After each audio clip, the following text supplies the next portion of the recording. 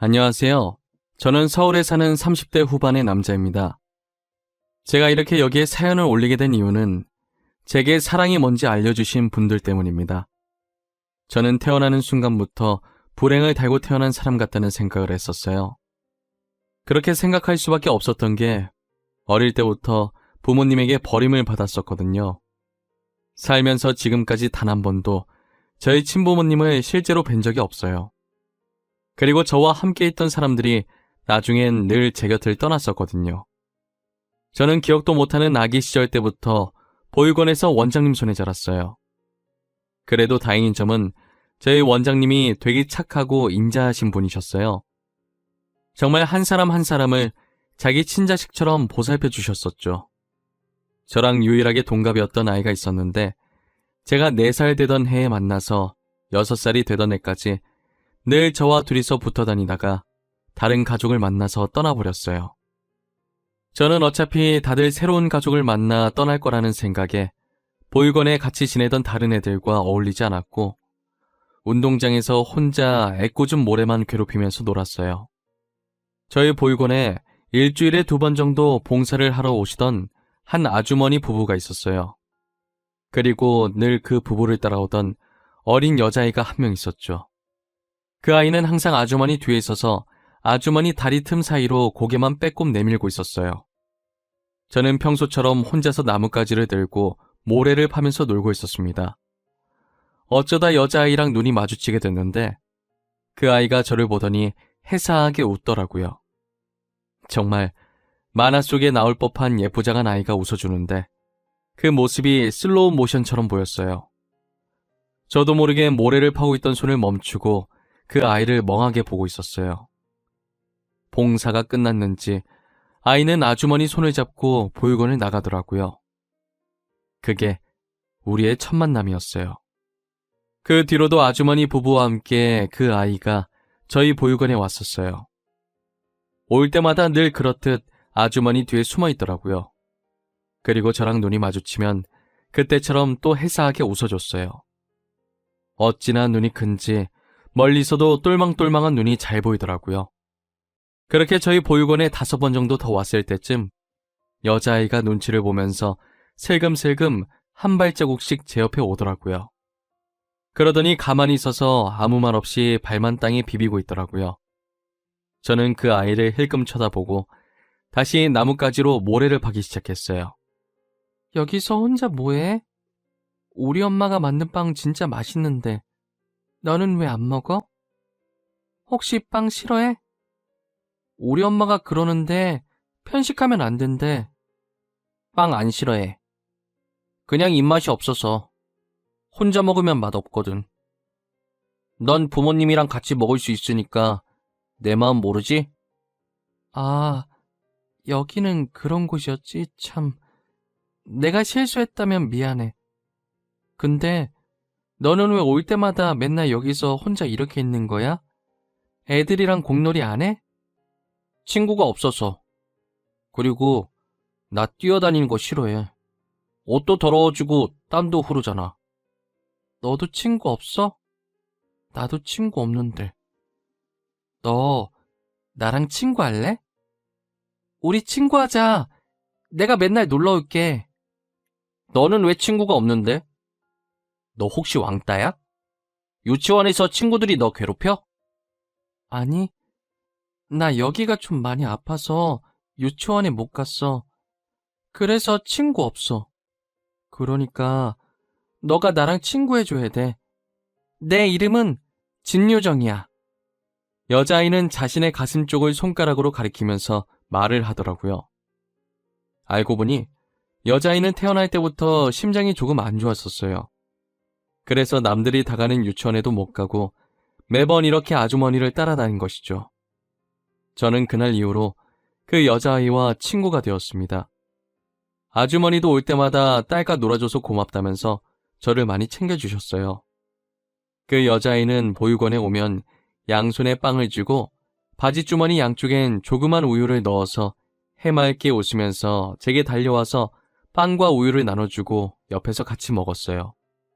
그리곤 지금은 빵 맛이 어떠냐고 맛있냐고 물어봐 주었죠. 아마도 혼자 먹으면 맛없다는 제 말을 계속 신경 쓰고 있었나 봐요. 제가 맛있다고 이제 안 물어봐도 된다고 해도 꼭 한 번씩 저렇게 물어봐 줬어요. 그렇게 1년이 흘러서 그 아이와 저는 초등학교에 들어갈 나이가 되었고, 아주머니가 학교에 부탁을 해서 저와 그 아이는 같은 반이 되었습니다. 선생님들은 그 뒤로 따로 부탁을 하지 않았는데도 매년 저와 그 아이를 같은 반으로 붙여주셨어요. 덕분에 저희 둘은 초등학생 내내 떨어져 있었던 적이 없었어요. 그리고 중학생이 되던 해에 그 여자아이가 어디론가 사라진 거예요. 동네 사람들 말을 들어보면 심장이 갑자기 안 좋아져서 급하게 수술을 하러 서울에 있는 대학병원에 갔다고 하더라고요. 수술만 받고 다시 돌아올 줄 알았는데 아예 이사를 간 것 같았어요. 그래서 저는 그 뒤로 그 아이의 소식을 들을 수가 없었죠. 그 아이가 사라진 뒤로 저는 중학생 시절 내내 고아라는 이유로 늘 혼자였어요. 제가 고등학생이 되었을 때 사춘기가 왔고 반항심이라고 해야 할지 이상한 오기가 생겨서 그 아이를 찾아보려고 무작정 서울까지 올라갔어요. 일단 학교는 서울에서 다니기로 했지만 앞으로가 막막하더라고요. 무턱대고 온 것도 있고 애초에 제가 가진 게 하나도 없었거든요. 저는 먹고 자는 것을 해결하기 위해 학생이라는 걸 숨기고 알바를 했어요. 당일 지급해주는 알바를 하면서 찜질방 생활을 시작했었죠. 바쁘게 살다 보니 그 아이를 찾을 시간 없더라고요. 만약에 제가 돈이 있었더라도 그 아이에 대해 아는 거라곤 이름뿐이라 찾기가 힘들었죠. 얼굴이 어떻게 바뀌었는지도 몰라서 정말 눈앞이 깜깜했어요. 그래도 불행 중 다행인 게 그 아이의 이름이 특이해서 쉽게 찾을 수 있을 것 같다는 생각도 했어요. 학교를 다니기 시작하자 바뀐 분위기에 정말 적응이 안 되더라고요. 제가 말하긴 민망하지만 중학생 때까진 얼굴에 여드름이 덕지덕지 났었는데 고등학교 들어가면서 여드름도 들어가고 알바하면서 살도 빠져서 얼굴이 점점 잘생겨지더라고요. 잘생겨져서 그런지 그렇게 노력해도 안 생기던 친구들이 아무것도 안 해도 알아서 생기더라고요. 하지만 저는 이미 혼자 지내는 생활이 익숙해져서 오히려 좋다고 들러붙는 친구들이 불편했어요. 그리고 제가 평일 주말 가리지 않고 알바를 하다 보니 잠을 잘 시간이 적었었죠. 그러면 안 됐지만 피곤함에 학교 수업 시간에는 늘 잠만 자게 됐죠. 저는 평소처럼 베개 삼아 책을 쌓아놓고 자고 있었어요. 수업 종료 종이 울리자마자 교실 앞문이 열리더니 담임 선생님이 들어오셨어요. 그 뒤로 한 여학생이 담임 선생님을 뒤따라 들어오더라고요. 저희 반이 다른 반에 비해 여학생 수가 상당히 적었거든요. 그래서인지 담임 선생님이 여학생이 전화 갔다고 하자 남자애들이 난리가 났더라고요. 저는 여자든 남자든 관심이 없어서 아랑곳하지 않고 계속 자고 있었어요. 그랬더니 선생님이 제 이름을 부르면서 일어나라고 하셔서 인상을 찌푸리면서 일어났죠. 일어나서 앞을 봤는데 전학생이 저를 빤히 쳐다보더라고요. 그리고 그 전학생이 자기소개를 하는데 저는 놀랄 수밖에 없었어요. 제가 찾고 있던 그 아이랑 이름이 똑같더라고요. 안녕? 나는 진유정이고 땡땡여고 다니다가 여기로 전학 왔어. 아직은 많이 어색하겠지만 앞으로 사이좋게 지내보자. 잘 부탁해. 와, 이쁘다. 이름도 이쁘다. 친하게 지내자. 내 옆에 앉을래? 겁먹겠다. 질문은 천천히 하나씩만 이놈들아. 그리고 류정이는 남는 자리가... 정훈이 옆자리 비었네. 저기 가서 앉으면 되겠다. 빈자리가 제 옆자리밖에 없어서 그 아이는 제 옆에 앉았어요.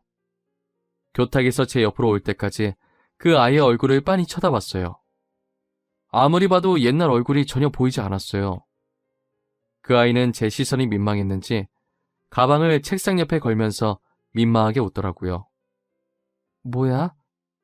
혹시 너 나한테 반했어? 아까부터 왜 계속 내 얼굴을 쳐다봐? 아님 내 얼굴에 뭐 묻었나? 너 혹시 나 알지 않아? 나 너 어디서 본 것 같은데? 아니야? 너 땡땡 초등학교 몰라? 한 번만 물어봐. 알아. 너 안다고. 너를 어떻게 잊어? 우리가 같이 보낸 세월이 얼만데. 나, 너 얼굴 보자마자 알아봤어. 너 맞지? 하, 내가 널 얼마나 찾아다녔는지 알아? 너 진짜 보고 싶었단 말이야. 지금도 너 찾으러 서울까지 왔어. 그동안 어디서 뭐 했어? 그땐 말없이 가서 미안해. 나도 갑자기 상태가 안 좋아져서 너한테 말하고 갈 정신이 아니었어. 우리 부모님도 맨날 너 얘기했어. 너한테 얘기하고 갈 걸 그랬다고. 그래도 이렇게 다시 만나서 다행이다, 진짜. 어떻게 여기서 딱 만나지? 내가 진짜 서울 올라오길 잘한 것 같아. 아주머니랑 아저씨는 잘 계시지? 저희는 수업 시작 종이 울려서 간단하게 안부 인사만 하고 수업을 들었어요. 다시 예전처럼 둘이서 붙어 다니니 정말 어릴 때로 돌아간 기분이더라고요.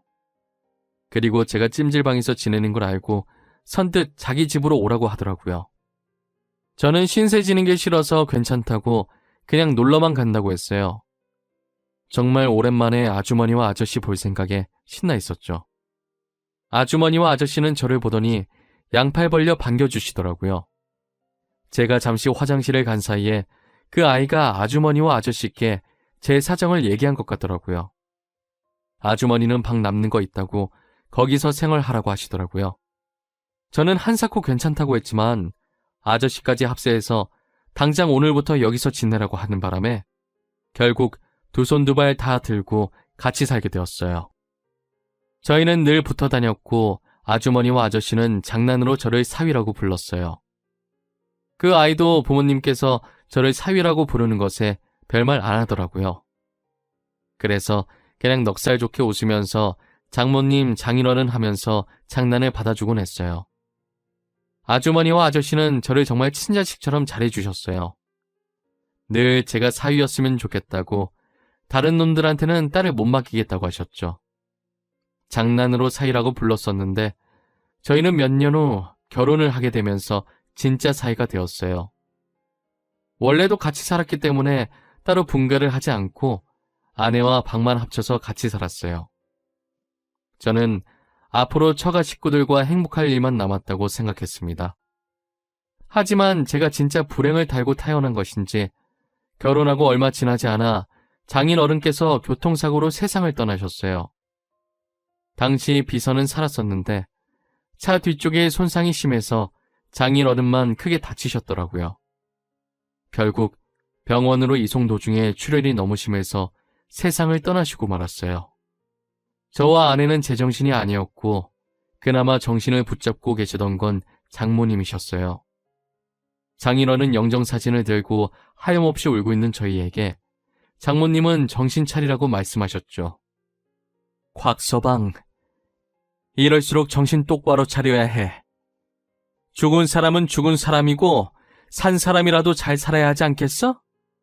류정아, 너도 그만 울어. 장모님, 죄송해요. 저보다 장모님이 더 슬프실 텐데 앞으로 장인어른 목까지 열심히 살게요. 장모님이랑 우리 집사람 제가 평생 모시며 살게요. 우리 영감회사 앞으로 곽서방이 운영하게 될 거야. 그러니까 마음 단단히 먹고 있어. 너가 무너지면 회사도 무너진다. 알겠지? 장모님은 저희가 다시 마음을 다잡을 수 있도록 집에 가자마자 장인어른 사진을 다 치우셨더라고요. 장인어른이 살아계셨을 때 미리 작성했던 유언장에 따라 회사는 제가 운영하고 있어요. 성인 되자마자 장인어른 회사에서 일을 했기 때문에 제가 어느 정도 일을 쳐낼 수 있었어요. 하지만 불행은 한 번에 닥친다고 장모님께서 건강검진을 받으셨는데 간암 말기라는 결과가 나왔어요. 이미 손을 쓸 수 없을 정도로 진행이 많이 된 상태라고 하더라고요. 그리고 정밀 검사를 통해 장모님은 치매 초기 진단까지 받은 상황이었어요. 저희는 수술이 안 된다고 하니 이도저도 할 수 없었어요. 아내는 회사에서 중요한 프로젝트를 하고 있었고 저도 인수인계 받은 지 얼마 되지 않아서 정신이 하나도 없었어요. 거기다 코로나 때문에 병원 방문도 잘 못했더니 장모님의 치매 진행 속도가 빨라졌더라고요. 치매 환자분들은 가족들이 자주 안 오면 버림받았다고 생각을 한다더라고요. 저는 아내 보고 걱정하지 말고 프로젝트 잘 끝내라고 하고 직접 장모님을 보살피기로 했어요. 급한 게 아니면 유선상으로 비서한테 업무를 전달해서 일 처리를 했어요.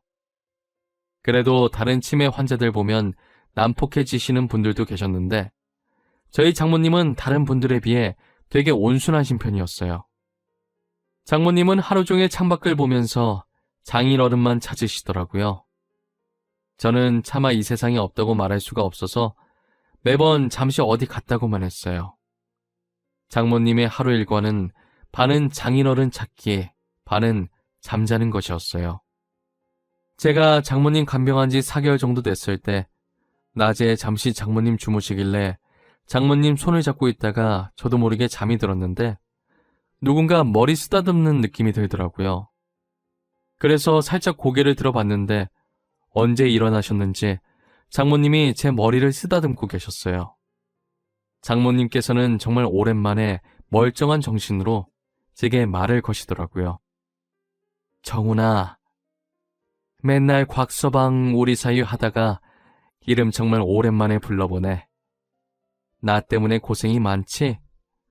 너네 안 힘들게 하고 싶었는데 내가 치매에 걸려서 힘들게 했네. 미안해. 아니에요. 하나도 안 힘들어요. 장모님 병간호는 100번이고 더 할 수 있어요. 그러니까 너무 미안해하지 마세요. 아프고 싶어서 아픈 게 아니잖아요. 그렇게 생각해주면 너무 고맙고 너가 우리 류정이 옆에 있어줘서 얼마나 다행인지 몰라. 어릴 땐 툴툴거리면서도 류정이가 해달라는 거 다 해주고 커서는 어쩜 이렇게 다정한지. 저는 별로 한 것도 없는데요, 뭐. 장모님이랑 장인어른께서 잘해주시니까 저도 그걸 보고 배워서 흉내만 내고 있는 거죠. 저 아직 장모님이랑 장인어른 따라가려면 멀었어요. 우리 정훈이는 뭐든 잘할 거야. 일도 잘할 거고 우리 류정이한테도 잘할 거고. 나는 너 걱정은 안 해. 아직도 철딱선이 없는 우리 딸내미가 걱정이지. 류정이가 얼마나 어른스러운데요. 걱정 안 하셔도 돼요. 지금도 중요한 프로젝트 류정이가 맡고 있잖아요. 저는 정말 간만에 장모님과 이런저런 수다를 떨었어요. 그리고 저는 장모님을 보내드릴 시간이 얼마 남지 않았다는 걸 직감을 했죠. 아내 보고 퇴근하면 집에 가지 말고 병원 입구에서 대기하라고 문자 넣었어요. 아내도 제 문자를 보고 예상을 한 것인지 울면서 기다리고 있었더라고요. 역시나 그날 장모님은 잠자듯이 세상을 떠나셨고 아내는 병실로 들어와 식어가는 장모님의 손을 꽉 잡았어요. 의사는 아직 환자분 귀가 열려 있으니 마지막으로 하실 말씀이 있으면 하라고 하더라고요. 엄마, 우리는 지금도 잘하고 있고 앞으로도 잘할 거니까 우리 걱정은 하지 말고 편히 가. 엄마, 그동안 아빠만 찾았다며. 이제 아빠 만날 수 있겠다. 그치? 아빠 만나면 우리 안부 인사도 전해줘요. 제겐 친어머니와 마찬가지셨던 장모님. 그동안 저 많이 아껴주시고 이뻐해 주셔서 감사해요. 잊지 않을게요. 류정이는 제가 끝까지 책임지겠습니다. 이제 편히 가셔서 장인어른 꼭 만나세요. 저와 아내는 장모님의 마지막 말씀처럼 울음을 참고 웃으면서 장모님을 보내드렸어요. 그리고 병원에 있던 장모님 짐을 치우는데 베개 쪽에 쪽지 하나와 사진 한 장이 있더라고요. 사진을 똑바로 들어보니 저와 아내의 결혼 사진이었어요. 그리고 뒷면엔 삐뚤삐뚤한 글씨로 우리 딸과 우리 아들이라고 적혀 있더라고요. 장모님은 어릴 때 학교를 안 다니셔서 글을 제대로 쓰지 못하셨어요. 그래서 편지 속 글자가 맞춤법은 다 틀렸지만 알아볼 순 있었어요. 서툴지만 정성이 담긴 장모님의 글씨들은 저를 더 슬프게 만들었어요. 편지의 내용은 저를 단 한순간도 자신의 친아들이 아니라고 생각했던 적이 없다는 내용이었어요. 그리고 철부지 딸을 잘 부탁한다는 걱정 어린 내용도 같이 들어있었죠. 저는 편지를 쥐고 그 자리에서 몇 시간 동안 울었던 것 같아요. 장인어른과 장모님이 돌아가신 지 벌써 1년이 됐네요. 아직도 그때 생각하면 가슴이 먹먹해지고 눈물이 맺힙니다. 오늘이 장모님 기일이시라 그런지 유난히 더 많이 생각나는 것 같아요. 저와 아내는 장인어른과 장모님의 추억이 담긴 집에서 지금도 잘 살고 있습니다. 결혼한 지 몇 년이 지났지만 아직 저희에게 애가 없어요. 저희가 장인어른 장모님이 계신 납골 땅에 가면 항상 하는 말이 있어요. 꼭 우리 아이로 다시 태어나달라고. 받은 사랑 다시 베풀고 싶다는 말이에요. 오늘도 납골당에 찾아가서 그 말을 하고 왔어요. 언젠간 장인어른과 장모님이 저희에게 다시 찾아올 그날만을 기다리고 있어요. 간절히 바라다 보면 언젠간 다시 저에게 와주시겠죠? 지금까지 저희 이야기를 들어주셔서 감사합니다. 여러분들도 건강관리 잘하시고 아프지 마세요.